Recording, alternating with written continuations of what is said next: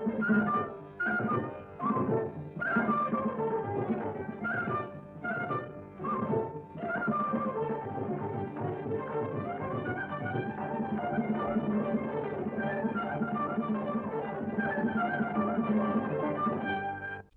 भौणी आपण मानक स्वागत जणाई आरंभ करूछु आजिर नारी महल कार्यक्रम।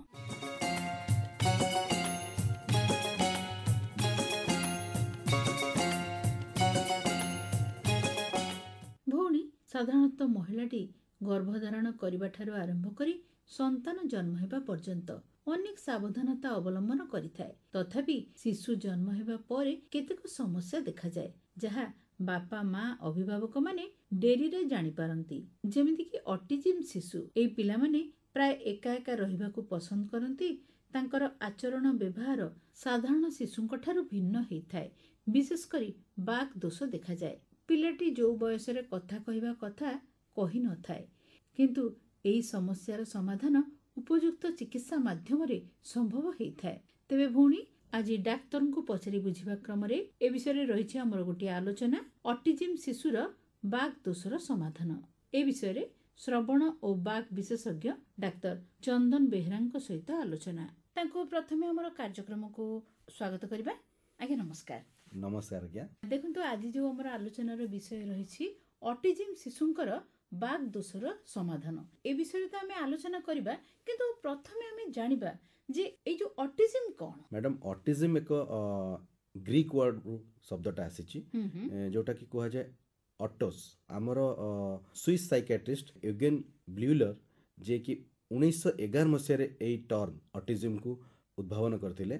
से स्किजोफ्रेनिक पेशेंट कर किछि लक्षण को अनुभव करी ताकू ऑटोस वर्ड रु ऑटिज्म बोली कहिथिले। ऑटोस रो माने कोन, अर्थ कोन जे सेल्फ माने निज भीतर रहिबा, सेल्फलेसनेस। आ एई ऑटिज्म को आमे ओडिया अर्थ रे सो प्रवणता कहिथौ। अच्छा, सो प्रवणता माने होची से पिलाटी से ता निज इच्छा अनुसार निज दुनिया रे मौजूद ना। से कोनोसी पिला सहित मिसे ना, से कोनोसी लोकों को देखी तार प्रतिक्रिया देखाए ना, से कोनोसी लोकंकर प्रतिक्रिया को सम्मान देई कोनोसी उत्तर दिए ना, से कोनोसी भावनार आदान प्रदान करिथा। एमती कि ताको सांग साथी भाई भौणी का सहित से खेली भी न थाए कि कथा भी कहि न थाए। आज्ञा आज्ञा ता निज बयसर पिलान सहित मध्य मिसी न थाए।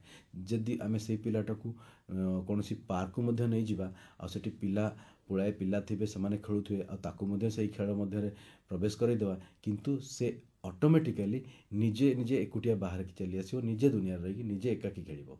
से एकाठी रहया को पसंद करंतिनी, एकाकी रहया पई पसंद करंती। तेबे आपण एठी कहंतु जे जो ऑटिज्म शिशु जन्म हेबार मुख्य कारण कोन।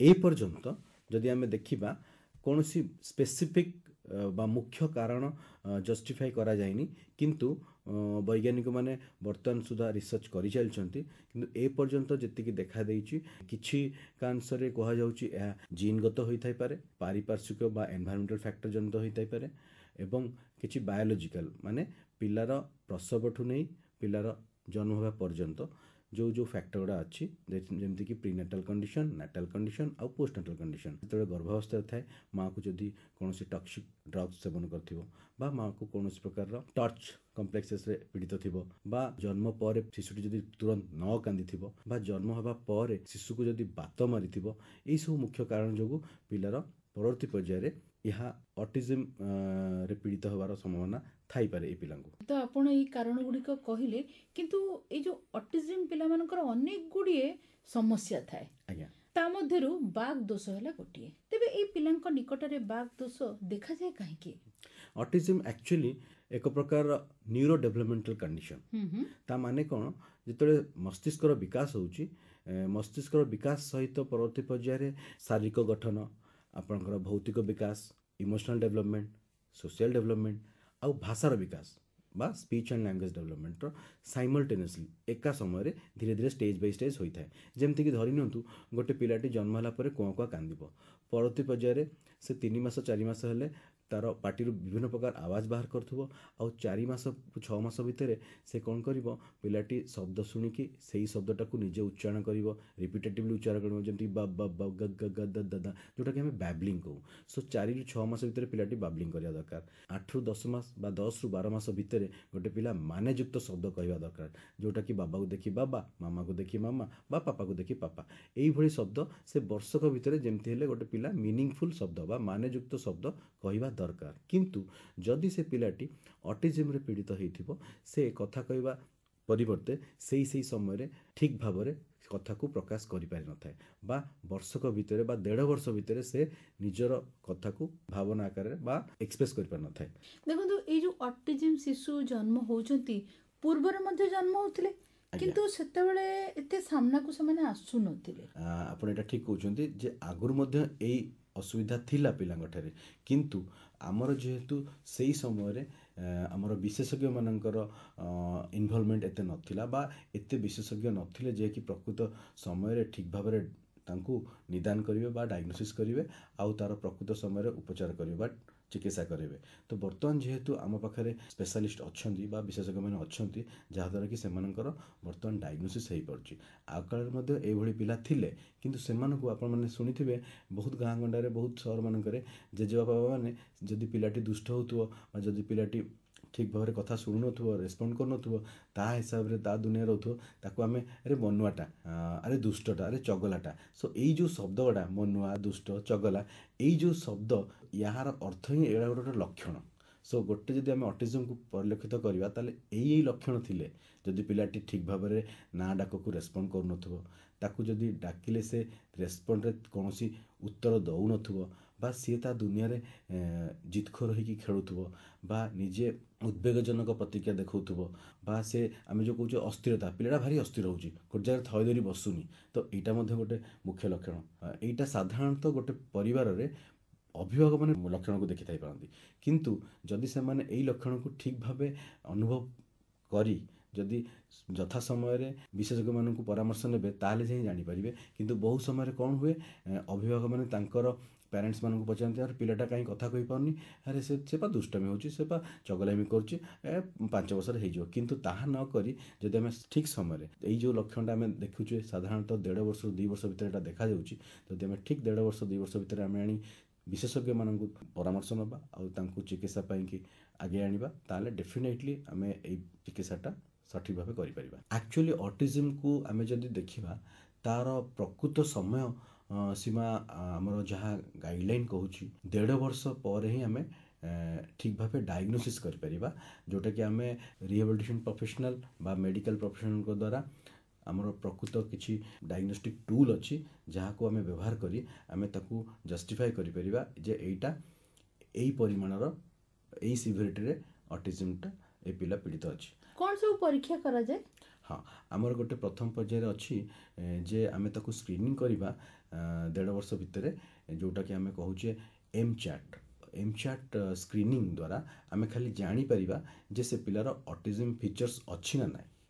ଯଦି ତାର ଅଟିଜିମ୍ ଫିଚର୍ସ ଥିବ ତାହେଲେ ପରବର୍ତ୍ତୀ ପର୍ଯ୍ୟାୟରେ ଆଉ ଏକ ଟେଷ୍ଟ କରାଯିବ ଯେଉଁଟାକି ଆମର ସାଧାରଣତଃ କ୍ଲିନିକାଲ ସାଇକୋଲୋଜିଷ୍ଟ ବା ନ୍ୟୁରୋସାଇକାଟ୍ରିଷ୍ଟ ବା ସ୍ପିଚ୍ ଲାଙ୍ଗୁଏଜ୍ ପାଥୋଲୋଜିଷ୍ଟ ମାନେ କରିଥାନ୍ତି। ସେଇଟା ହେଉଛି ଆପଣଙ୍କର cars childhood autism rating scale ଆଉ ଗୋଟେ ହେଉଛି Indian scale for assessment of autism Isha. ଏଇ ଦୁଇଟି ଟେଷ୍ଟ ଦ୍ୱାରା ଆମେ ତାର ନିର୍ଦ୍ଧାରଣ କରିପାରିବା ଯେ ଏ ପିଲାଟି କେତେ ପରିମାଣରେ ବା କେଉଁ ସିଭିରିଟିରେ ପୀଡ଼ିତ ହୋଇଛି ଅଟିଜିମ୍ ଦ୍ୱାରା। ଆଜ୍ଞା କେମିତି କ'ଣ କରନ୍ତି ସେଇ ବିଷୟ ଟିକେ କୁହନ୍ତୁ ପରୀକ୍ଷା। ହଁ ପ୍ରଥମେ ତାଙ୍କ ପ୍ୟାରେଣ୍ଟସ୍ ମାନେ ଘରେ ଯାହା ଯାହା ସବୁ ପିଲାର ମୁଁ ଯେଉଁ କହିଲି ଲକ୍ଷଣ ଗୁଡ଼ା ସେଇ ଲକ୍ଷଣକୁ ଲେଖିକି ରଖିଥିବେ ବା ଦେଖିକି ହୃଦୟଙ୍ଗମ କରିଥିବେ ଏବଂ ସେ ପ୍ରଥମେ ଗୋଟେ ମାଆଟି ତାର ବା ଗୋଟେ ପ୍ରତ୍ୟେକଟା ପ୍ୟାରେଣ୍ଟସ୍ ଶିଶୁକୁ ନେଇ ପ୍ରଥମେ ଡେଭଲପମେଣ୍ଟାଲ ପେଡ଼ିଆଟ୍ରିସିଆନ୍ ପାଖକୁ ଯିବା ଦରକାର ଯିଏକି ଶିଶୁର ପ୍ରଥମ ଦିନରୁ ନେଇ ଯେଉଁ ପର୍ଯ୍ୟନ୍ତ ଯେବେ ସେ ଆସିଲେ ଡେଭଲପମେଣ୍ଟାଲ ପେଡ଼ିଆଟ୍ରିସିଆନ୍ ସେ ପର୍ଯ୍ୟନ୍ତର ତାର ବିକାଶର ହିଷ୍ଟ୍ରି ଇତିହାସ ପିଲାର ଡେଭଲପମେଣ୍ଟ ଗ୍ରୋଥ୍ ଆଣ୍ଡ ଡେଭଲପମେଣ୍ଟ କେମିତି ହେଇଛି କେଉଁ ସମୟରେ କ'ଣ ହେଇଛି ଗର୍ଭାବସ୍ଥାରୁ ନେଇକି ପୁରାପୁରି ପିଲାର ବର୍ତ୍ତମାନ ପର୍ଯ୍ୟନ୍ତ ଯାହା ଅସୁବିଧା ହେଉଛି ଯେଉଁଟାକି ସେ ନିଜେ ଇଭାଲୁଏସନ୍ କରିବେ ପରବର୍ତ୍ତୀ ପର୍ଯ୍ୟାୟରେ ଏଇ ପିଲାର ଅଟିଜିମ୍ ଅଛି କି ନାହିଁ ବା ଯଦି ଅଛି କେତେ ପରିମାଣରେ ଅଛି, କେଉଁ କେଉଁ ଫ୍ୟାକ୍ଟର ତା ପାଇଁ କି ମୋଷ୍ଟଲି ଆଫେକ୍ଟ କରିଛି, ତାହା ନିରୂପଣ କରିବାକୁ ହେଲେ ଆମର ସ୍ପେଶାଲ ରିହାବିଲିଟେସନ୍ ପ୍ରଫେସନାଲ ସବୁ ଅଛନ୍ତି, ଯେଉଁଟାକି ପ୍ରଥମତଃ ମୁଁ କହିବି ସ୍ପିଚ୍ ଲାଙ୍ଗୁଏଜ୍ ପାଥୋଲଜିଷ୍ଟ ପାଖକୁ ପଠାଯିବା ଦରକାର, ଯାହାଦ୍ୱାରା କି ସେ ତା'ର ଭାଷାରେ କୌଣସି ଅସୁବିଧା ହେଉଛି, ପିଲାଟା କାହିଁ କଥା କହିପାରୁନି। ପ୍ରତ୍ୟେକଟା ଅଭିଭାବକମାନେ ଆସନ୍ତି ଅଟିଜିମ୍ ହେଇଛି ବୋଲି କହିକି ଆସନ୍ତିନି, ମୋ ପିଲାଟା କାହିଁ କଥା କହିପାରୁନି, ଆଜ୍ଞା। ମୋ ପିଲାଟା କାହିଁ ପିଲାଙ୍କ ସହିତ ମିଶିକି ଖେଳାଖେଳି କରୁନି, କଥା କହୁନି, ଯାହା ମୁଁ କହିଲେ ସେ ତାକୁ ଧ୍ୟାନ ଦେଉନି, ଯାହା ମୁଁ କହିଲେ ସେ ତା'ର ପ୍ରତ୍ୟୁତ୍ତର ଦେଉନି। ତ ଏଇ ପ୍ରଶ୍ନ ନେଇ ଆସିଛନ୍ତି। ଯଦି ଗୋଟେ ଅଭିଭାବକ ମାନେ ଏଇ ପ୍ରଶ୍ନବାଚୀ ନେଇ ଆସିଥାନ୍ତି ଶିଶୁ ବିଶେଷଜ୍ଞମାନଙ୍କ ପାଖକୁ ଯେ ମୋ ପିଲା କଥା କହୁନି, ତ ଏଇଠି ଏକମାତ୍ର ପ୍ରଫେସନାଲ ହେଉଛନ୍ତି ଯିଏକି ସ୍ପିଚ୍ ଲାଙ୍ଗୁଏଜ୍ ପାଥୋଲଜି, ଯେଉଁମାନଙ୍କ ପାଖକୁ ସେମାନେ ପଠାଇବା ଦରକାର, ଯାହାଦ୍ୱାରା କି ସେ ସମ୍ପୂର୍ଣ୍ଣ ଭାବେ ତାହାର ଇଭାଲୁଏସନ୍ କରିବେ ଏଇ ଟୁଲ୍ ମାଧ୍ୟମରେ। ଏମ୍ଚାଟ୍ ସ୍କ୍ରିନିଂ କରିବେ, ଆଉ ତା ପରବର୍ତ୍ତୀ ପର୍ଯ୍ୟାୟରେ ଚାଇଲ୍ଡହୁଡ୍ ଅଟିଜମ୍ ରେଟିଂ ସ୍କେଲ୍ ଦ୍ୱାରା ନିର୍ଦ୍ଧାରଣ କରିବେ କେଉଁ ପରିମାଣରେ ଅଛି, ବା Isha Indian scale for assessment of autism. ତ ଏଇ ଯେଉଁ ଟୁଲ୍ ମାଧ୍ୟମ ଦ୍ୱାରା ସେ ପିଲାଟି ନିର୍ଦ୍ଧାରଣ କରାଯାଇପାରିବ ସେ ପିଲାଟି କେତେ ମାତ୍ରାରେ ତା'ର ଭାଷାର ପ୍ରକାଶ କରିବାରେ ଅସୁବିଧା ହେଉଛି ଆଉ କେଉଁ ପରିମାଣରେ ତା'ର ଅଟିଜମ୍ର ସିଭିରିଟି ଅଛି। ତାପରେ କେମିତି ଚିକିତ୍ସା କରାଯାଏ? ଆଜ୍ଞା, ତା ପରବର୍ତ୍ତୀ ପର୍ଯ୍ୟାୟରେ ଚିକିତ୍ସା ପାଇଁକି ଆମର ଏଇଟାକୁ କୁହାଯାଏ ମଲ୍ଟିମୋଡାଲ ଥେରାପେଟିକ୍ ଆପ୍ରୋଚରେ ଆର ଟ୍ରିଟମେଣ୍ଟ କରାଯାଏ। ମଲ୍ଟିମୋଡାଲ ଥେରାପେଟିକ୍ ଆପ୍ରୋଚ୍ କ'ଣ, ପିଲାଟି ଯେହେତୁ ଆମେ ଜାଣୁଛେ ଅଟିଜମ୍ଟା ଗୋଟେ ନ୍ୟୁରୋ ଡେଭଲପମେଣ୍ଟାଲ ଡିସଅର୍ଡର, ତ ୟା ପାଇଁକି ପ୍ରଥମ ପର୍ଯ୍ୟାୟରେ ଡେଭଲପମେଣ୍ଟାଲ ପେଡିଆଟ୍ରିସିଆନ୍ ଦେଖିବା ସହିତ ସେ ତାଙ୍କର ଯାହା ବି ଆମର ରହିଗଲା ବ୍ୟବହାର ଜନିକ ଯେଉଁଟା ବିହେଭିଅରାଲ ଇସ୍ୟୁଜ୍, ସେଥିପାଇଁକି ଆମର କ୍ଲିନିକାଲ ସାଇକୋଲୋଜିଷ୍ଟ ସେଟାକୁ ଠିକ୍ କରିବେ ବା ତା'ର ଟ୍ରିଟମେଣ୍ଟ ଦେବେ। ତା'ର ଯଦି ସେନ୍ସରି ପ୍ରୋସେସିଂ ଇସ୍ୟୁଜ୍ ଅଛି, ସେଥିପାଇଁକି ସେନ୍ସରି ଇଣ୍ଟିଗ୍ରେସନ୍ ଥେରାପି, ଯେଉଁଟାକି ଆମର ମୁଖ୍ୟତଃ ଅକୁପେସନାଲ ଥେରାପିଷ୍ଟ, ସେ ମଧ୍ୟ ଆଉ ଜଣେ ରିହାବିଲିଟେସନ୍ ପ୍ରଫେସନାଲ। ଅଟିଜିମ୍ ପିଲା ଠିକ୍ ହେଇପାରୁଛନ୍ତି, ତା ମାନେ କ'ଣ, ତାଙ୍କର ଯଦି ଶିଶୁର ଅଟିଜିମ୍ ଶିଶୁର ଯଦି ସେନ୍ସରି ପ୍ରୋସେସିଂ ଇସ୍ୟୁଜ୍ ଅଛି, ସେ ଇସ୍ୟୁଜ୍ ଗୁଡ଼ାକୁ ସେଇ ସମସ୍ୟା ଗୁଡ଼ାକୁ ସମାଧାନ କରିବାକୁ ହେଲେ ଆମକୁ ଅକୁପେସନାଲ ଥେରାପିଷ୍ଟର ସହାୟତା ନେବାକୁ ପଡ଼ିବ। ତେଣୁକରି ମଲ୍ଟିମୋଡାଲ ଥେରାପେଟିକ୍ ଆପ୍ରୋଚରେ ମୁଁ କହିବି ଯେ ଶିଶୁ ବିଶେଷଜ୍ଞଠୁ ଆରମ୍ଭ କରି ଅକୁପେସନାଲ ଥେରାପିଷ୍ଟ, କ୍ଲିନିକାଲ ସାଇକୋଲୋଜିଷ୍ଟ ଏବଂ ସ୍ପିଚ୍ ଲାଙ୍ଗୁଏଜ୍ ଥେରାପିଷ୍ଟଙ୍କ ଦ୍ୱାରା ମିଳିତ ଉଦ୍ୟମରେ এই ପିଲାଟିର ସମ୍ପୂର୍ଣ୍ଣ ଚିକିତ୍ସା ହୋଇପାରିବ। ଏମାନେ ତ ହେଲେ ପ୍ରଫେସନାଲ, କିନ୍ତୁ ୟା ପୂର୍ବରୁ ପ୍ରଥମ ଚିକିତ୍ସା କରିବାରେ ଯିଏ ସହାୟକ ହେବେ ସେ ହେଉଛି ଆମର ପରିବାର ଆଉ ପରିବାରରେ ଥିବା ଅଭିଭାବକ। ମାନେ parental involvement is very important. ଯଦି ଗୋଟେ ଶିଶୁଟା ଡାଇଗ୍ନୋସିସ୍ ବି ହେଇଗଲା ଆଉ ଆମେ ତାକୁ ଗାଇଡ଼ ବି କରିଦେଲୁ ଆଣ୍ଡ ସେ ସମୟ ଅନୁସାରେ ଟ୍ରିଟମେଣ୍ଟ ନ ନେଲା, ଆଉ ଖାଲି ତା ପ୍ୟାରେଣ୍ଟସ୍ ବା ସମୟ ଅନୁସାରେ ଟ୍ରିଟମେଣ୍ଟ ନେଲା କିନ୍ତୁ ପ୍ୟାରେଣ୍ଟସ୍ ମାନେ ଘରେ ତାକୁ ଅଭ୍ୟାସ ନ କରେଇଲେ ଆଉ ଘରେ ତାକୁ ସପୋର୍ଟ ନ ମିଳିଲା, ତାହେଲେ ମଧ୍ୟ ସେ ପିଲାର ସମ୍ପୂର୍ଣ୍ଣ ଚିକିତ୍ସା ପାଇବାରେ ସମ୍ପୂର୍ଣ୍ଣ ଭଲ ହୋଇପାରିବ ନାହିଁ। କିନ୍ତୁ ଯଦି ଆମେ ମିଳିତ ଉଦ୍ୟମ ଭାବରେ, ମିଳିତ ଉଦ୍ୟମ ମାନେ ଗୋଟେ ପେଡିଆଟ୍ରିସିଆନ୍, ଗୋଟେ ଅକୁପେସନାଲ ଥେରାପିଷ୍ଟ, ଗୋଟେ ସ୍ପିଚ୍ ଥେରାପିଷ୍ଟ ଆଉ ଗୋଟେ କ୍ଲିନିକାଲ ସାଇକୋଲୋଜିଷ୍ଟ, ଏମାନଙ୍କର ମିଳିତ ଉଦ୍ୟମ ଆଉ ତା ସହିତ ପାରିବାରିକ ସହଯୋଗ ଆଉ ଅଭିଭାବକମାନଙ୍କର ସପୋର୍ଟ ନିହାତି ଦରକାର ଏଇ ପିଲାମାନଙ୍କର ଉପଯୁକ୍ତ ଚିକିତ୍ସା ପାଇଁ। ସବୁ ଅଟିଜିମ୍ ପିଲାଙ୍କର ଫିଜିଓଥେରାପି ଦରକାର ନାହିଁ, କିନ୍ତୁ ତାଙ୍କର ଅକୁପେସନାଲ ଥେରାପି ଦରକାର।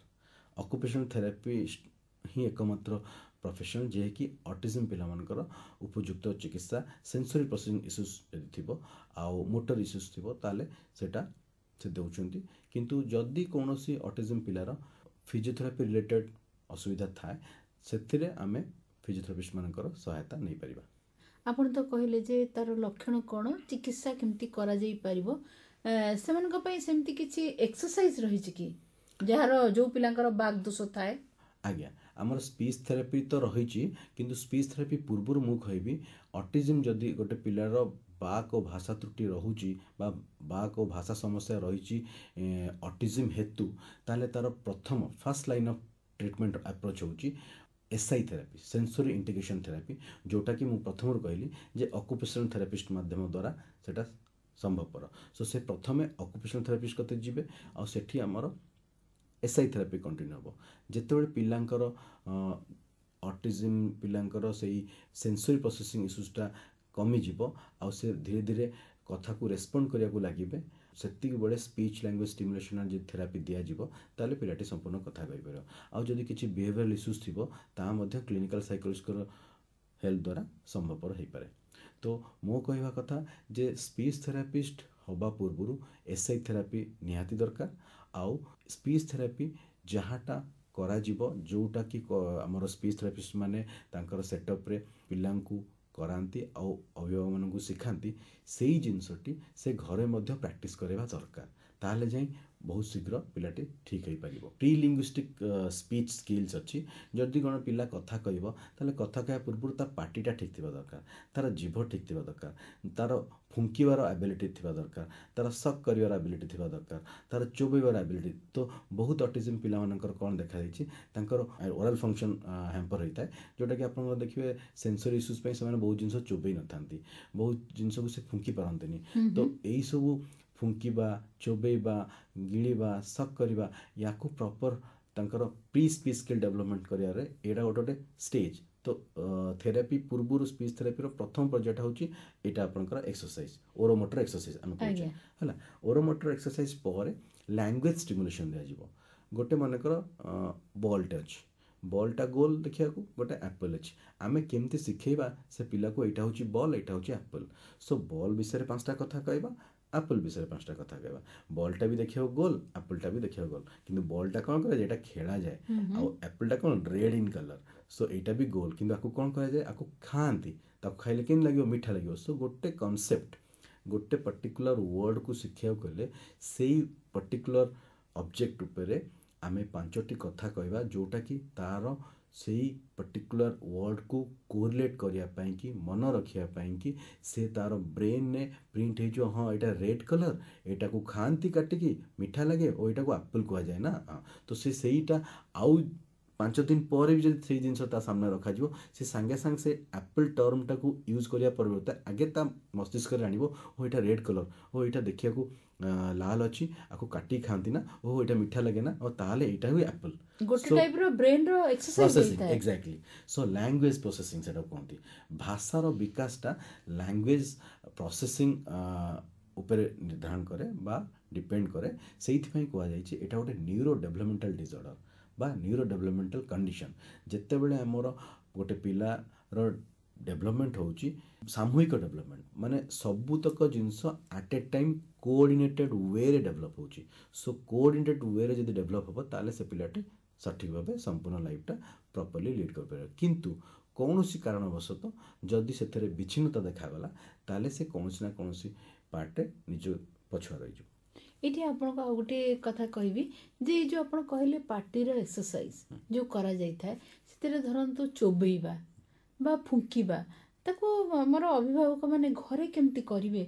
से विषय टिके कहंतु हाँ घरे हमर विभिन्न प्रकार बुट्ट हला चना हला ताको से चोबई परिवो चोबई परछ कि नै इंटरेस्ट करंतिनी किंतु तांकु सेटा को बार बार प्रैक्टिस करिया पड़ियो मु खाउची तू खा एटा खाइले प्रथम से रिलक्टेंट हबो निजे एक्सेप्ट करिवोनी किंतु एथि पई किछि ओटा हमर इंस्ट्रूमेंट अछि सब बेले त हम बुट्ट देई परिबानी किछि ओटे कलरफुल हमर अछि आइटम्स च्यूइंग ट्यूब्स अछि ताकू हमर सेंसरी इंटीग्रेशन थेरेपी समय रे ऑक्युपेशनल थेरेपिस्ट माने यूज करी सेटा को रंग व्यवहार करते आउ हो गला हमर घरे फुंकिबा एक्सरसाइज केतडा अछि जेंति कि व्हिसिल फुंकिबा बेलून फुंकिबा आज का डेट रे हमर देखुचे सोप बबल्स गोडा ब्लो करिबा तो सेतरे से आनंदित भी होंती आ खेल माध्यम फुंकिया भी शिखि जानती आउ सेमती अछि हमर धरनंदु चोबे की खाउनी अपन टिके बादाम दे देबे केतडा चोबे पई कि काकुड़ी टिके देबे चोबे पई कि सो चोबे एक्सरसाइज होला एंड एटा गोटे प्रकार रो प्री लिंग्विस्टिक स्किल्स देन परवर्ती पर्याय आमे फोकस करिबा लैंग्वेज स्टिमुलेशन उपरे भाषार विकास पई कि भाषा थिले कथा आसीबो सो भाषार विकासटा एठी बहुत मुख्य प्रसंग जे ऑटिज्म क्षेत्र रे भाषार विकास हे पार नथाय तो भाषार विकास पई हेले हमकु स्पीच थेरेपिस्ट कर सहायता नबाकू पड़िबो ही पड़िबो तो आपण कहिले जे ए जो एहर चिकित्सा संपर्क रे तबे ए जो ऑटिज्म शिशुंकर बाग दोष तार संपूर्ण समाधान हे पारे कि आगुरु ए गोटे टैबू थिला जे ऑटिज्म पिला जमा ठीक हेबेनी किंतु मु एठी कहि रखे आमे जदि ऑटिज्म टाकू ठीक समय रे डायग्नोसिस करिबा बा निदान करिबा और ठीक समय रे उपयुक्त प्रोफेशनल को द्वारा चिकित्सा करेबा टाइमली चिकित्सा करेबा एंड सेटा को घरे प्रैक्टिस करेबा एंड स्कूल ले मध्य सही भलिया सपोर्टिव थेरेपी मिलिबो तले डेफिनेटली गोटे ऑटिज्म पिला ठीक भाव में ट्रीटमेंट पाई कि निजे सोशल लाइफ नॉर्मल वे रे लीड कर परिबो आ मुख्य स्रोत रे निजको शामिल करी चाकरी भी करि परिबे निजर सांसारिक जीवन भी ଜୀବନଯାପନ କରିପାରିବେ। ତେବେ ଏ ଯୋଉ ଆପଣ ଏଠି କୁହନ୍ତୁ ଯେ ଯଦି ପ୍ରଥମ ସନ୍ତାନଟିର ବାଗ୍ ଦୋଷ ଥାଏ ତାହେଲେ ଦ୍ୱିତୀୟ ସନ୍ତାନର ସେଇ ବାଗ୍ ଦୋଷ ଥିବାର ସମ୍ଭାବନା ଥାଏ କି? ନାଇଁ ପ୍ରଥମ ଶିଶୁର ବାଗ୍ ଦୋଷ ଥିବ, ଦ୍ୱିତୀୟଟାର ବାଗ୍ ଦୋଷ ହବ, ଏମିତି କିଛି ନଥାଏ। କିନ୍ତୁ ଯଦି ପ୍ରଥମ ଶିଶୁଟା ଅଟିଜିମ୍ ଥିବ ଆଉ ଅଟିଜିମ୍ରେ ପୀଡ଼ିତ ହେଇକି ତାର ବାକ୍ ଆଉ ଭାଷା ତ୍ରୁଟି ଥିବ, ଭାଷା ସମସ୍ୟା ଥିବ, ତାହେଲେ ଦ୍ୱିତୀୟ ପିଲାଟିର ଅଟିଜିମ୍ ହେବାର ସମ୍ଭାବନା ଥାଏ। ତେଣୁକରି ୟାଙ୍କୁ ପ୍ରଥମ ପର୍ଯ୍ୟାୟରେ ସ୍କ୍ରିନିଂ କରିନେବା ଉଚିତ। ଗ୍ରାମାଞ୍ଚଳରେ ରହୁଥିବା ପିଲାମାନଙ୍କର ଚିକିତ୍ସାର ସୁବିଧା ନିମନ୍ତେ ଗ୍ରାମାଞ୍ଚଳରେ ସେମିତି କିଛି ବ୍ୟବସ୍ଥା ରହିଛି କି?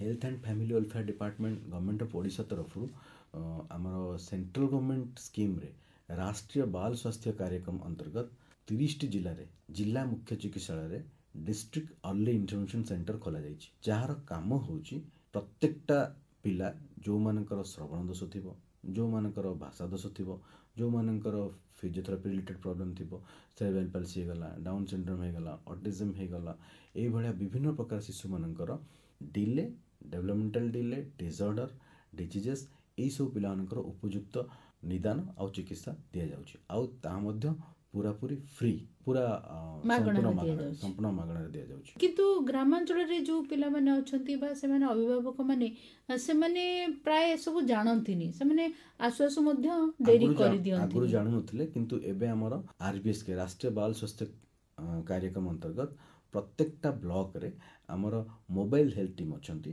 ଯେଉଁମାନେ କି ସ୍କୁଲ ବି ଯାଉଛନ୍ତି, ସ୍କ୍ରିନିଂ କରୁଛନ୍ତି, ଆଉ ପ୍ରତ୍ୟେକଟା ଘର ଘର ସ୍କ୍ରିନିଂ କରୁଛନ୍ତି, ଅଙ୍ଗନବାଡ଼ି ସ୍କ୍ରିନିଂ କରୁଛନ୍ତି, ଯାହାଦ୍ୱାରା କି ଆମେ ପିଲାମାନଙ୍କୁ ପାଇପାରୁଛୁ ଯେ ସେମାନଙ୍କର କାଳେ ତାଙ୍କର ପିଲାଙ୍କର ଶ୍ରବଣ ଦୋଷ ଅଛି ବା ଅଟିଜିମ୍ ଅଛି ବା କଥା କହିବାର ଅସୁବିଧା ଅଛି।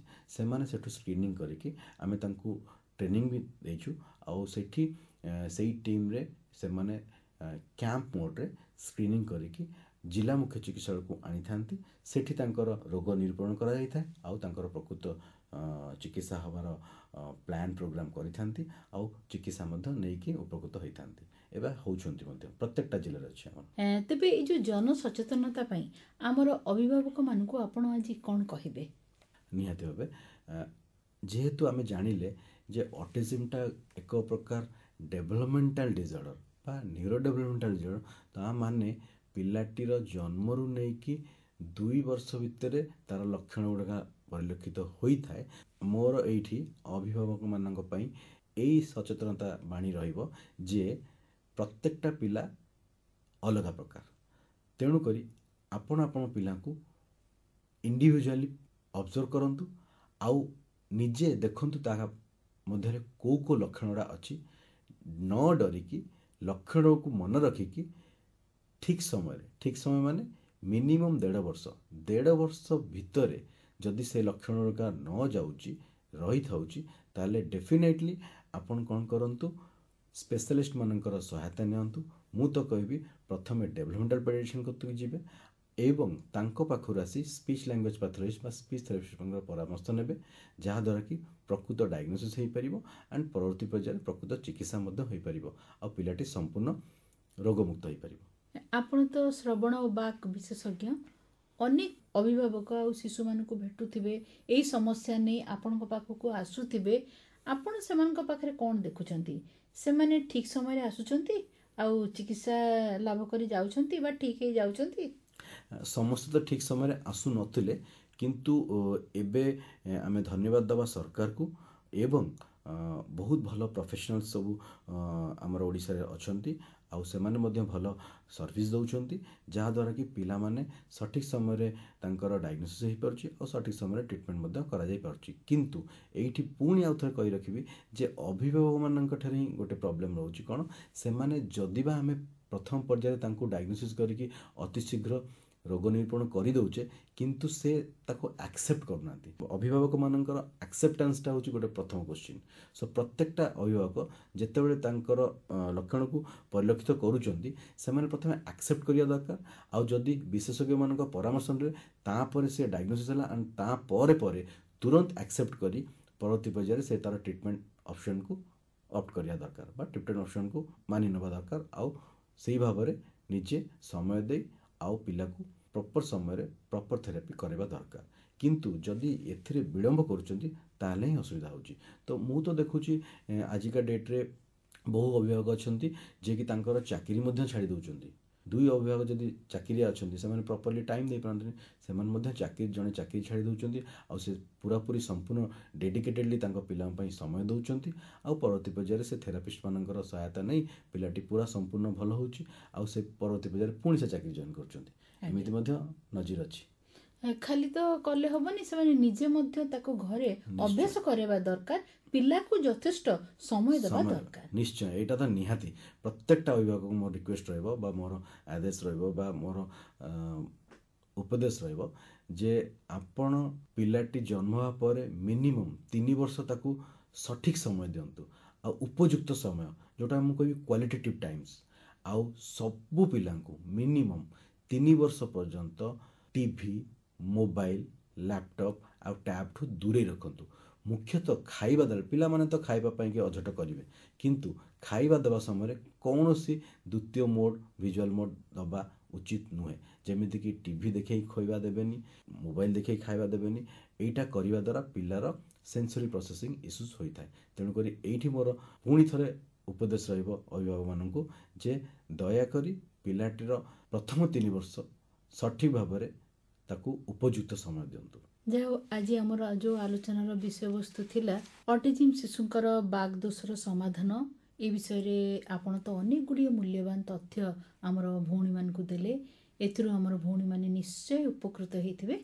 ଆମର ଅନୁଷ୍ଠାନ ତରଫରୁ ଆପଣଙ୍କୁ ଧନ୍ୟବାଦ। ନମସ୍କାର। ଧନ୍ୟବାଦ। ନମସ୍କାର। ଆଜି ଡାକ୍ତରଙ୍କୁ ପଚାରି ବୁଝିବା କ୍ରମରେ ଆପଣମାନେ ଶୁଣୁଥିଲେ ଆଲୋଚନା ଅଟିଜିମ୍ ଶିଶୁର ବାକ୍ ଦୋଷର ସମାଧାନ, ଏ ବିଷୟରେ ଶ୍ରବଣ ଓ ବାକ୍ ବିଶେଷଜ୍ଞ ଡାକ୍ତର ଚନ୍ଦନ ବେହେରାଙ୍କ ସହିତ ଆଲୋଚନା।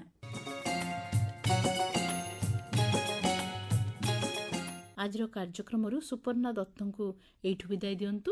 ନମସ୍କାର।